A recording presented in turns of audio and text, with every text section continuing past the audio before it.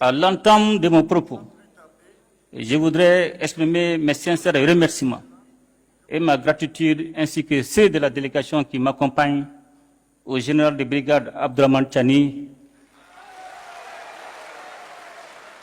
président du Conseil national pour la sauvegarde de la patrie, chef de l'État de la République du Niger, et au peuple nigérien pour l'accueil chaleureux et la délicate attention dont nous avons fait l'objet depuis notre arrivée en cette terre hospitalière, en terre AES, chaleureuse et si riche de sa diversité qu'est le Niger.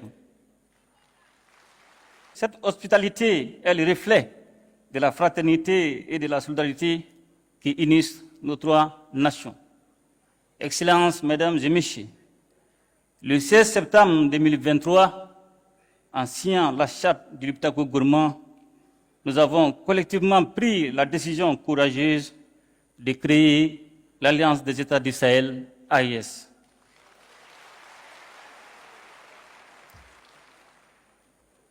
Dès les premiers jours qui ont suivi cet événement historique, les résultats ont été visibles sur le terrain.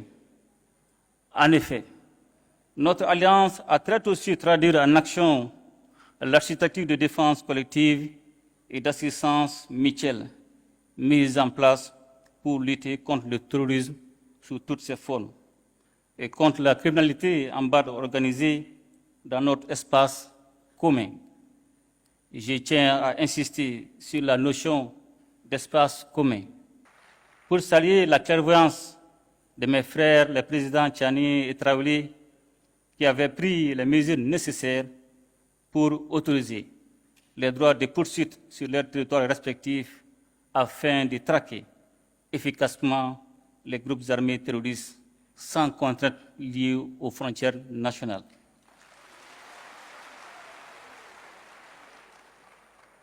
La dimension sécuritaire à l'origine de la création de l'AES est parfaitement prise en charge par nos forces de défense et de sécurité qui opèrent en totale complémentarité face aux attaques terroristes. Nos forces se projettent désormais en posture offensive pour neutraliser ces groupes sans foi ni loi.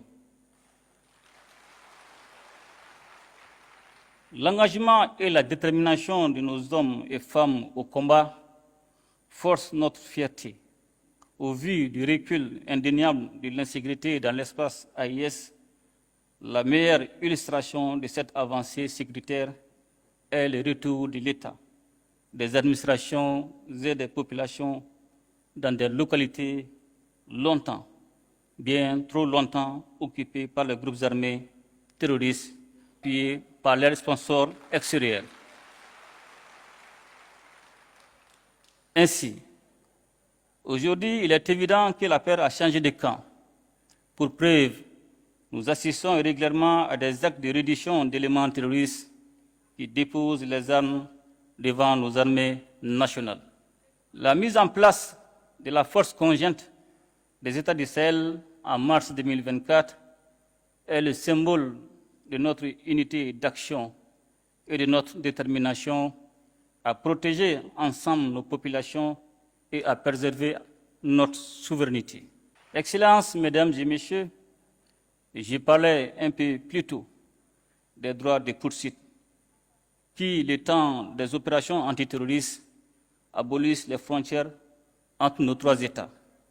Et je voudrais profiter de cette occasion pour aborder l'un des autres aspects essentiels de notre alliance commune, celui de la libre circulation des personnes et des biens.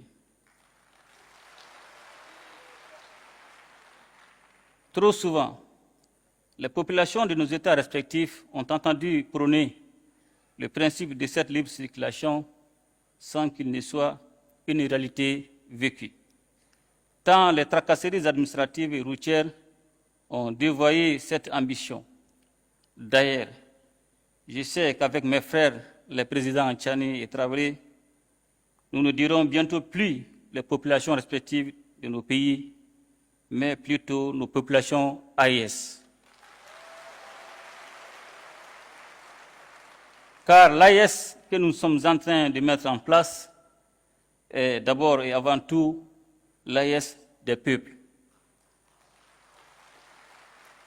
Une AIS dans laquelle les Burkinabés et les Nigériens seront chez eux au Mali et inversement, sans aucune forme de barrière bureaucratique. Cette liberté de circulation sera sous-tendue par une accélération des investissements dans le domaine des infrastructures routières et ferroviaires et aériennes, et dans celui des nouvelles technologies de l'information et de la communication. Toute chose qui catalysera l'approfondissement des investissements dans le domaine de la production agricole et dans celui des industries de transformation, profitant ainsi de la complémentarité de nos économies. Pour parvenir à cette réalité qui est déjà en construction avancée, nos ministres n'ont ménagé aucun effort. En effet, ils ont tenu en moins d'un an 4 rencontres sectorielles et élargies qui ont permis de poser les jalons nécessaires à une alliance des États du Sahel aux compétences renforcées. Les ministres chargés de l'économie et des finances ont ouvert la voie à la coordination dans le domaine du développement économique en formulant à Bamako, le 25 novembre 2023, des recommandations pertinentes en vue d'un développement harmonieux de l'espace AIS.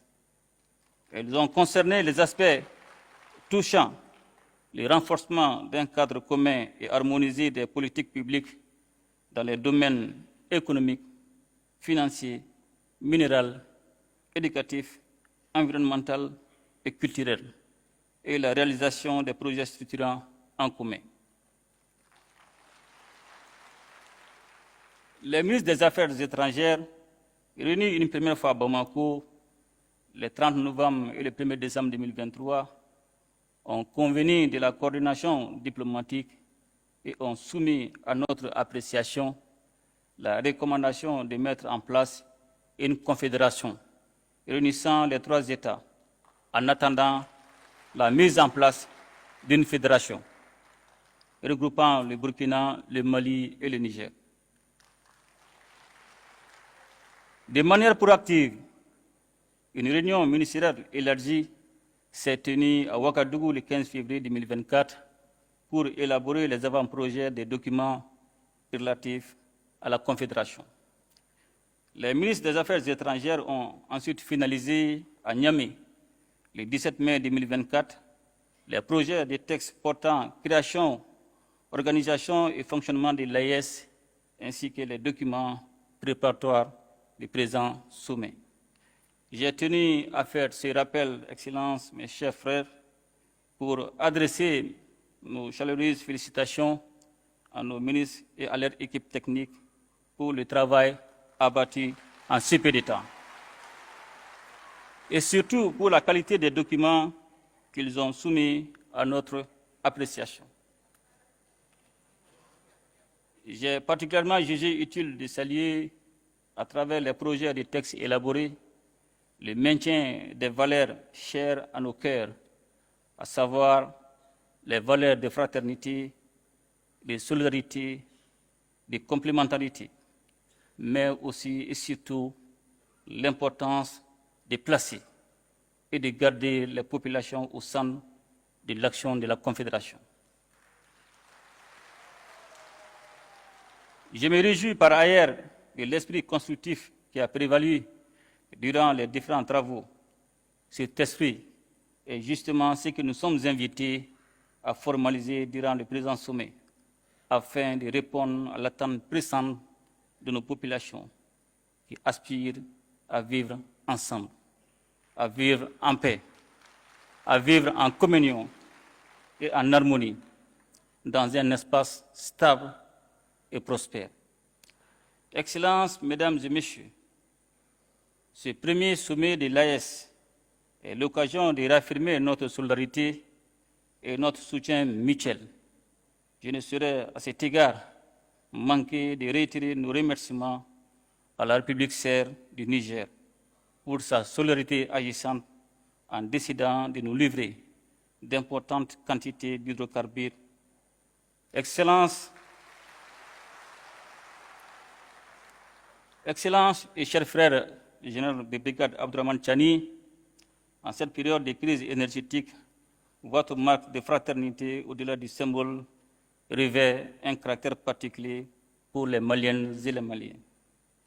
Il nous appartient désormais de renforcer ces liens stratégiques entre nos trois États pour surmonter ensemble les défis auxquels nous faisons face.